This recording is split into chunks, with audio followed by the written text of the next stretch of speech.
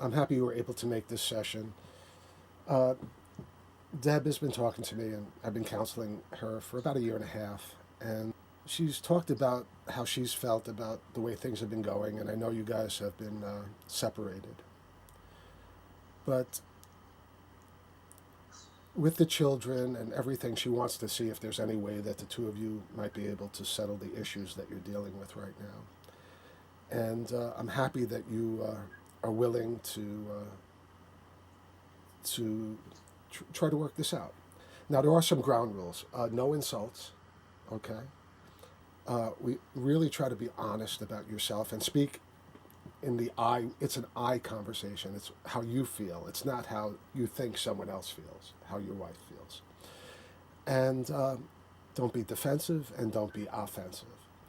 So I guess we could start actually with Deb because she's the one who actually invited you here. Okay, so Deb, you know, could you tell could you tell Noah why you asked him to come here? Well, yeah, I mean, I've been working on this by working on myself for the past year and a half, but I felt like things were starting to get better and progress. And, I wasn't going to be heavy handed with him to try to get him into therapy or anything with me. But then when the quarantine and the pandemic hit, and we were in lockdown together for 4 weeks, it kind of just like magnified everything that had been a problem, all the things that had been brewing for the last few years. And rather than being able to work through it, he suddenly decided that he was going to go to his parents' place in Florida. And I don't see it as a separation. I hope it's not, but I'm just trying to get a read on what's going on. And I'm here with like the dogs and the kids and the responsibility, and we're very close to Newark, and there may be rioting today. So and I'm on my own. I've got the hose hooked up in case like the house gets firebombed, but Well, technically, it's my house, and I let my parents live here. And I had this place long before I met little Debbie Do right here, and so you know, we have a lot of great memories. Please, please, Noah. No, I'm just saying we have a lot of great memories here. We have a lot of great memories here, and this is where I first took her when I was getting serious about her, and I think that ultimately led us down that path that we went on, where we realized we wanted to be together forever, have a family, and try to build something important. So, and I've told her many times that I wanted her to come down here and be with me, and obviously she wanted to be closer to a family network and other business things that, even though they're kind of on hold, she's closer to. So it's not like I ran away here and came here and said, you stay there. I wanted her to be here with me. So let's just be clear about that. can't just uproot the kids though, and hightail it to Florida at any moment. Every day, like there are new things changing with this pandemic where they're lifting restrictions, and finally the kids are able to like hang out with their friends. After all these weeks in lockup, I don't want them to not be with their friends. It's all about the environment, Deb. I told you right from the beginning that we needed to ride this out in a place that was away from all the madness and all the congestion, an environment where we could be in a peaceful environment. You knew that. I told you that, and I still think that's the best thing. But people are allowed to disagree. That's all right. I don't hold that against you, but we totally have a different idea about this. I think it's the best thing for you, but honestly, I mean, we don't know what's going to happen hour to hour, and we've got to be like ready to like be part of everything. How like even at this point, they're like not allowing flights between Florida and New York and New Jersey. How are you possibly going to get back, or how could we possibly get to you? We'd have to drive. If I can, Deb, I know that this is just. I mean, it seems first of all that it's good that you guys are talking, but this wasn't the initial issue that you had discussed, and maybe I shouldn't bring this up, but there seemed to be some. I mean, that there was a point in time where everything was going wonderfully, and something changed, And you shared that with me, and maybe, I don't know your feelings, maybe you'd like to share that with Noah of what happened and what made you start being concerned. I noticed, I guess about a year ago, that he was spending more time with this woman from work, and I noticed a difference in him with the way he was relating to me. And so it seemed Well, like, I would say don't tell me. Don't tell me. Tell Noah, because I already know. I mean, you're speaking to me, Noah, but it's really, I think the most important thing in this kind of these kind of sessions is to have you speak directly to your spouse. So let him know what you feel and what you know or what you think you know. okay, so Noah, I guess it was about a year ago. There was, yeah, because it was the Memorial Day picnic. And Candy, the woman you work with, of course, you know who Candy is, was like putting herself all over you. She had that low cut dress on with like her boobs practically popping out. And you weren't even trying to, like, you know, stop her or anything. And I've noticed such a huge difference. Like, I noticed something prior to that, but then when I saw that at that party, I was like, oh my gosh, that's probably everything that's going on. And I mean, this is just like, she's such a, I just can't believe that. But everything points to the fact that you're doing something with her. And then, things started to get like worse and worse after that picnic. And you started spending more and more time with her and at work. And then like the pandemic hit, and it was like all of a sudden you had to spend time with me, and it felt like you couldn't handle it. Like the attention. So what I just, and I wanted to bring it up, but every time I'd bring it up, he would just like jump all over me, like, how can you accuse me of things and blah, blah, blah, blah, and like get all crazy. And it was like, luckily I had somebody to talk to. Dr. A, well, to the rescue. But I like the attention that I got from Candy, and I'm not going to lie about that. Okay? I like the attention. I like the attention because you don't give me that kind of attention anymore. With us, it's kind of like been there, done that. You don't look at me the same way you used to. You're not excited to see me when I come home anymore. You're not excited about being around me anymore. And I've done things to try to light a spark for us to get us going again. And you're more concerned with, the everyday, which I understand. I mean, you're a mother, you want to make sure everything's fine. I get it. But, there's two things happening in our lives. There's our family, and then there's us. You know what I mean? So yeah, I liked her attention, but I didn't do anything with her, and that's why I got pissed at you, because you were accusing me of something I know I didn't do. But yeah, did I like the attention? I'm not gonna lie about that. Yeah, I did. That's absolutely the truth. There's no doubt about it. Then why didn't you say something to me?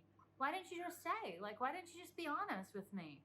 Because, like, if we needed to have some date nights or something, I would have done that.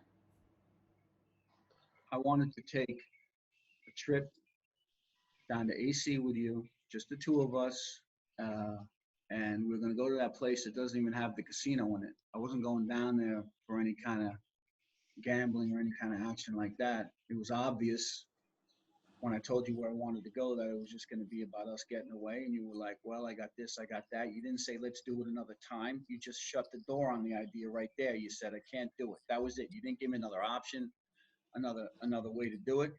It was like with you, it was like, it was cut and dry. It was either one thing or the other. It was either yes or no. It wasn't like, yeah, I'd like to, let's do it another time. There was nothing there. It was like, just shut the door on it. I mean, what am I supposed to do? Do you remember everything that was going on at that time? Do you remember? Do you remember like the workload I had and what was going on with the kids and their school and like the house with like the taxes being due? I mean, it was crazy. It's fine. I respect the fact that you're responsible. That's one of the reasons why I wanted to be with you in the first place. You're not a flake, right? I get it. That's what I love about you. But there's something else happening here. It just can't always be just about that. If it's just about that, then what is there? Is that it? That's it? Well, okay, well then, you know what the solution is? The solution is that you take on some more responsibility within the house. You've gotta. I can't do everything and like, be there to be your little like nymph. I'm fine with that. I don't mind taking more responsibility. I have a question. And I think this is really going in a good direction. You guys are talking at least, which is really good. I know that you guys hadn't been talking, but Deb has really, I mean, the last conversation I had with Debbie was how the impact it's having on the children. And, you know, it's beyond collateral damage. I mean, it's, and, you know, so you could speak to it about, you know, you talked about basically how people have prioritized their life and the time that they spend. And you mentioned that to me, Deb. So, I mean, maybe you could talk to that, to Noah about that, because I've actually had to speak to your children, Noah, and it's been a rough impact. Look, you want to talk about perfection. Go ahead, Debbie. Tell them. Look, I'm sorry. I've tried to talk to you, and I've tried to like get through to you about some things, and I don't know what's going on inside of you that puts up these walls. I feel like you've already made decisions about not really wanting to be around me or the kids, and you want your life to be more fun, and I understand that. I mean, it's hard to be part of a family. It really is. But to see that they're so affected by it, I mean, and I know, okay, so you said that nothing happened between you and Candy, but, you know, all the kids see is that I'm the one that's always there. And I cover for you. I cover for you because I care about you and I love you. And I think you're a great dad. You love the kids. I know that. But, you know, for them, it's just really hard because they don't feel like you're really there for them. That's all. And they love you, and all they want is for them to have their dad. That's it. There's this perception in the world that you know that parents can be perfect, fix the mistakes that their parents made, and that their kids are going to have a perfect life. But yeah, I got news for you. There's never been perfection in any family in the history of mankind or womankind, whatever the politically correct way to say it is now. But my point, no, and I mean that honestly, I think that should be what it is. It shouldn't just be mankind, but that's another story. But look, I'm not the kind of guy that lives in this chauvinistic world of norms where the woman has a place and the man has a place. I've never been that guy. I know you're not. Look, you wear a pink shirt. I know that. I know that about you. And that's why it's that much more hurtful and cutting, because it isn't like necessarily your nature. And I don't expect perfection. I don't expect perfection at all. I just want to feel like you care, like you want to be part of us. And the kids want you to feel like you want to be part of us. And if it really does take like us getting in the car and coming down to Florida, I'll do that in a heartbeat. I will. Well, I don't want you to drive. I'm going to come get you. I mean, I would never expect you to take that load yourself. I'll come get you and make sure you get here safely. I was never going to say, pack up and do what you got to do to get here. I wouldn't put you in that position. I've never put you in a position where you had to do something that I thought was dangerous or was out of line. I've never done that. No, you're right. You haven't. You haven't. Well, no, I have to step in here, because Deb, I know that you tried to reach out to Candy, and her roommate said that she was out of town, and I know maybe that might have been a little bit awkward, and maybe it's not my place to say it, but I know you were concerned that where she might be. Yeah. And maybe it is kind of wrong for me to say it, but this comes to the, you know, this is an important thing. It's a trust thing that she was talking to me about, and maybe you have to talk about it, Deb. Well, Noah, I'm sorry. When I couldn't reach you a couple weeks ago, and so I went online and I found Candy's information. Thank goodness for the internet, because you would have never given me her number. And when I reached her, yeah, like Dr. Allen said, her roommate said that she was on a trip And I'm like, wow, in the middle of a pandemic, that's crazy. And she said, yeah, she went to visit family in Florida. And that kind of just really tweaked me. And that's when I started this whole process to try to get us together on a call with Dr. Alan, because I know I'm like, the ideas that are going through my head right now, this is way too much for me to handle like on my own. I need some sort of outside intervention, some third party. You know, first of all, let me tell you something. Let me just cut you off for a second. You know that I'm very private about my family and my life. I don't bring anybody around. I don't need a lot of people around me. I don't need some entourage. And the fact that she said she's coming here to see my family is a point. It's something that she had mentioned before, and I said no. So if she takes action on her own, Wait a second. No, that's not what she said. No, that wasn't what I heard at all. I heard she was going to see her family. You said that she went to see your family? no, I said that she had mentioned to me that my family's in Florida, your family's in Florida. Maybe when I'm in Florida, I could come by. And I'm telling you right now, I absolutely said that's not going to happen. I said that's not going to happen. Well, the whole thing is whatever. Let me cut in for a second, Deb. I think that we have to. You have to go forward rather. I mean, this might be a point in time where it might just be a miscommunication. I wouldn't. I see that look on your face. A miscommunication? No, listen. Now, listen. Here's the deal. I work with her. She knows I have family in Florida. She once mentioned that she has family in Florida, and maybe when she's in Florida, we can meet up. And I said, no. This is what I'm telling you. I'm not trying to make a convenient way for me to meet up with her.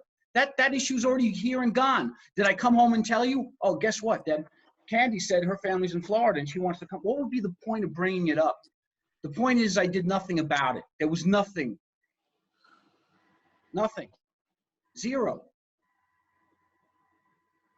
You know? I mean, that's fine. I think maybe we have to go on to another topic. I mean, how long do you plan? I mean, well, Deb, do you want to go for? I mean, you're both being as honest as possible right now, right?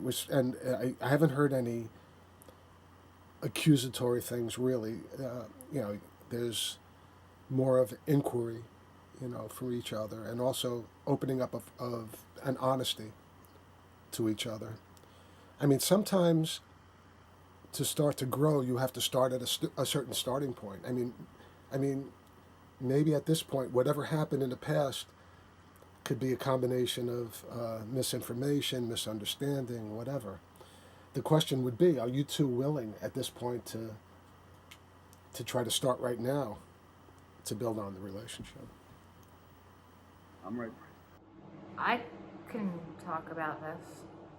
I mean, no, I'm still like ridiculously attracted to you. I guess I don't make that really clear, but I mean, I totally am. So I want to keep going forward, and maybe, I mean, I didn't want to go to Florida because things are starting to open up here and I may be able to get back to work and the kids are their friends, but I think maybe we have like, 2-week vacation down there with you. I'll bring the dogs, I'll get like somebody to come in and check on a couple of the kitties, and maybe we can just pretend like we're meeting each other again. Maybe we can like, let the kids go hang out with their parents, and hotels are open there, right? Maybe we can just like meet at a hotel bar and we'll use like different names. We can start there. I think I saw that on Modern Family once. Remember that episode? That's good to me too. I'd like that. So you want to try that? Absolutely. I'll get some fancy little outfit to put on underneath my stuff. And yes, I like that. I'm thinking about that right now. So I think this could be very good. There's also a commitment aspect. I mean, it might sound good now, but what are you going to try to do going forward to, like with conflict resolution? So, I mean, I could always be there, but that could be a little awkward. Right. But to me, it's most important that you two don't need an intermediary to communicate with. I mean, and I don't want you to fall back in any ways for your own sake. and for the children's sake. And I mean, I don't mind getting paid from you guys, but at the same time, I think that there's something really there that might have gotten slightly lost along the way, but I don't think it's irreparable. So, I mean, but I think maybe you have to commit to yourselves and to each other and make a plan. Yeah. I mean, I'm ready. So, I mean, I don't think that we're at a place where we don't want to be with each other. I think that, relationships in general, they just, they just need work. I mean, so I think, look, I'm optimistic, Me too, actually. And maybe maybe everything happens for a reason, and it had to get to where it is right now so that we could see if we really want to do this or not, you know? To be completely honest. And I mean, before we know it, the kids are going to be off in college and it's just going to be us. So maybe we need to start figuring out who we want to be after they've moved on into their lives. I hear that from other couples that I'm talking about is that this pandemic has actually given them a glimpse of what's going to happen when they retire, and there's just the two people alone living in a house, just trying to figure out how to live the rest of your life, and it's scary. But it could be an adventure if we approach it the right way. It could be really great. We have ideas about adventures. I mean, we want to drive cross country and see things we've never seen. So, I mean, could be good. But it requires a lot of trust, uh, which has to be earned, and honesty, you know, and I mean, Deb was devastated, but I see that the reason why she was devastated was because she communicated how much she loved you. You I know, mean, look, yeah, I think we're on the same page. I mean, I don't mean to be short with you, doctor, but these things don't make me comfortable. You know what I mean? right? I don't like somebody in the middle when I'm trying to communicate. I get it, but look, I mean, I'm fine with where we are. We're going to get together. She's going to come down here. I'm going to get her, and we're going to do what we got to do. So Well, I would just say this, and maybe not that I want to pressure you guys, but I'd like to speak with you again at some point because maybe before you guys get back together, if it's because I'm sure it's not going to be tomorrow, or when you do get back together, just to make sure that everyone's still on the same page. Because Deb is still my patient, and I just want to make sure for her sake and for the sake of the family that she feels safe. She feels and that you feel safe, Noah, and the kids most of all, but again equally that they're in a situation where there's hope for the future. I said I'm ready to go. So if Deb's, we can meet up again, but Deb can have the final word here, how she wants to feel about it, whatever. I respect your opinion too, completely. It shouldn't be just about my final word. You know what I want. I'm gonna come get you. You're gonna come down here, and then we're gonna do that together, rather than talking this way from a distance. We're gonna be together, and then we're gonna fix things together. Because this, although I'm not saying this wasn't productive. I'm just saying now we need to get together and be together, and that's how we'll move forward. Because you know, talking just goes so far here. I think. Yep. I agree. Well, this was. Thank you for letting me be a part of this because I do see hope and and the way even on telehealth, you guys seem to be connected even though you're so far physically distant at this point. But the bad news is that I have another patient that I have a telehealth You're a doctor. You session got a lot with. of patience, right? Yeah, there's a lot of people In going through practice. what you're going through right now. Well, I can see why. Yeah, and I just hope that all of them will find their way the way it seems that you guys are finding your way. So I wish you luck. But unfortunately, your time is up. So be well and stay in touch. And Deb, if you ever need anyone, just Zoom me in and we can communicate, okay? Great. Thank you, Dr. Allen. Thank you. And thank you, Noah, for being a part of this. Thanks, Deb. I'll give you a call in a minute. Okay. Thank you. Okay. Okay. I have to. Love you, Noah. I'll talk to you in a Love little you bit. too. Take Okay. care. Bye, See you. hon.